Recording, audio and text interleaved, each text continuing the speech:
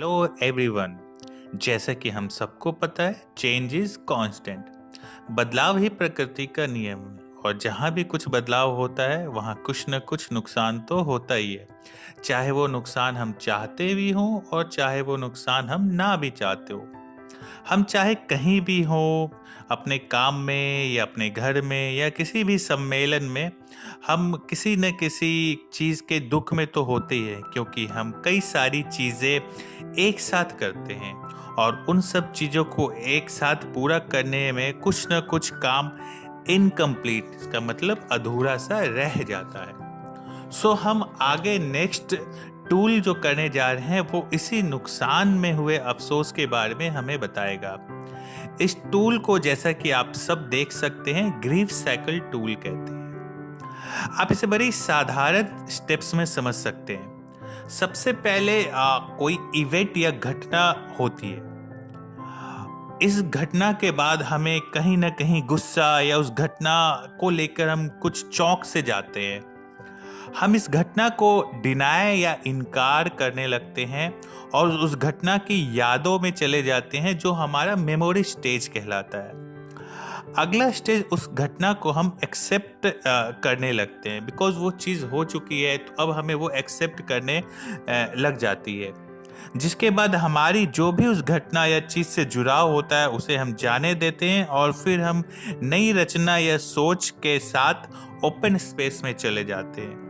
जिसके बाद हम चीज़ें रिफ्रेम मीन्स फिर से करने शुरू कर देते हैं। इस पूरे साइकिल को हम एक बड़े ही सिंपल एग्जाम्पल के साथ समझ सकते हैं। मान लो हम कोई ड्रीम कॉलेज में हमारा एडमिशन नहीं हो पाया। हमारा कोई एक ड्रीम कॉलेज था जिसमें हम जाना चाहते हो, हम उसके लिए हमने अप्लाई किया और हमारा एडमिशन नहीं हो पाया। सो हमारे लिए एक बड़ी ही दुखद घटना होती है और ये हमारे लिए एक बड़ी घटना भी होती है।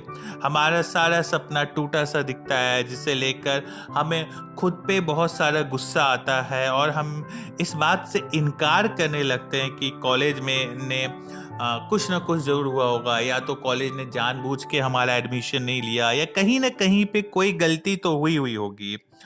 और हम उस कॉलेज से जुड़ी यादों को, जैसे हमने सजाया हुआ होता है कि हम कॉलेज जाएंगे तो ऐसा करेंगे, हम उस कॉलेज में जाएंगे तो वो काम करेंगे, उस मेमोरी लेन, उस यादों में चले जाते हैं।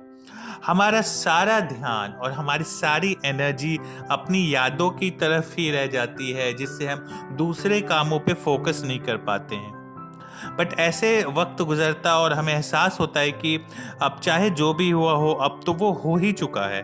जो होना था वो तो हो गया, जो घटना घटती होती वो घट चुकी रहती। फिर हमें एहसास होता है चाहे जो भी हो, अब वो हो ही चुका है और हम इस साल उस कॉलेज में नहीं जा सकते हैं।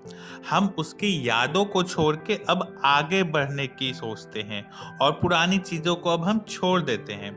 फिर हम एक नए तरीके से आगे बढ़ने की तरफ ध्यान देते हैं और दूसरे नए कॉलेजेस जो उस कॉलेज के जैसा ही हो, उस कॉलेज से जैसे चीज़ें प्रोवाइड की जाती हो, उनके स्टडी ऑप्शंस, उनका एडमिशन ऑप्शंस, ये सारी चीज़ें हम ढूंढने लगते हैं और उस कॉलेज में जाने की तैयारी करते हैं, उस कॉलेज में जाने का अप्लाई करते हैं और उस कॉलेज को लेके फिर से नए सपने हम तैयार करने लगते हैं। सो ये पूरा स्टेज आपको बताएगा कि ग्रीफ साइकिल में कैसे कोई इवेंट होता है और उससे चलते हुए हम रीफ्रेम स्टेज पे आ जाते हैं। बीच में कई घटनाएं, कई स्टेज पे हम आगे बढ़ते जाते हैं। अब किसी भी घटना से उभरने के लिए हमें कुछ ना कुछ वक्त तो लगता ही है और ऐसा ज़रूरी नहीं कि हर स्टेज के लिए कोई फिक्स टाइमिंग हो कि इस स्टेज में मैं इतनी देर रहूँगा या रहूँगी, उस स्टेज में मैं उतना देर रहूँगा। ऐसे कोई फिक्स टाइमिंग नहीं होती है। हमें एक स्टेज से दूसरे स्टेज जाने में कभी एक सेकंड का वक्त भी लगता है, कभी कभी पूरी ज़िंदगी हम एक स्टेज पे रह जाते हैं, या कभी कभी एक कुछ ही पल में हम एक स्टेज से लेके किसी इवेंट से लेके सीधा रीफ्रेम पे आ सकते हैं। लेकिन हमें ये समझना होगा कि कोई भी दुख या तकलीफ परमानेंट नहीं होता है और हमारी सोच या हमारा पॉजिटिव एटीट्यूड ही ऐसी चीज़ है जो हमें हर ग्रीफ साइकिल के हर स्टेज को जल्द से जल्द कंप्लीट कराने में मदद करता है। Hope you have understand the grief cycle.